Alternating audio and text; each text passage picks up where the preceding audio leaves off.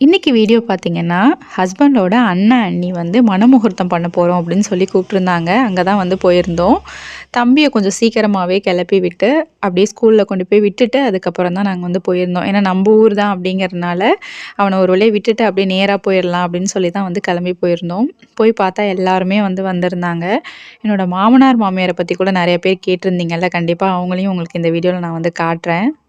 இந்த வீடியோ வேற பார்த்தீங்கன்னா, மூவ்மெண்ட்ல இருக்கிறதுனால யார் யாருன்னு குறிப்பிட்டு என்னால சொல்ல முடியல. ப்ளூ சாரி கட்டிட்டு வராங்கல்ல, இந்த அக்கா பார்த்தீங்கன்னா, இவரோட பெரியம்மா பசங்க 2 பேரு. பெரியவங்க ஒருத்தவங்க, சின்னவங்க ஒருத்தவங்க. சின்னவங்களோட ஒய்ஃப் அவங்க.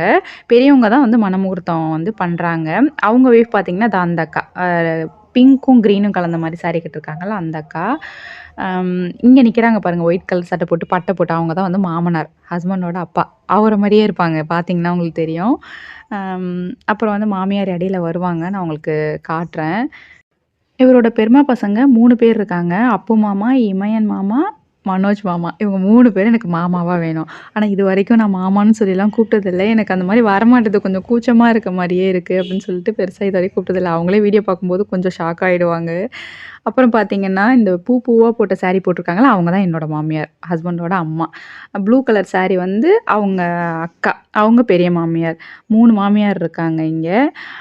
அப்புறம் இந்த கல்லெல்லாம் வைக்க சொல்லியிருந்தாங்க. இவங்க ஒரு மாமியார். எல்லாரும் சேர்ந்து ஜாலியா இருந்துட்டு, அதுக்கப்புறமா நாங்க வந்து வீட்டுக்கு கிளம்பிட்டோம். தேங்க்ஸ் ஃபார் வாட்சிங்.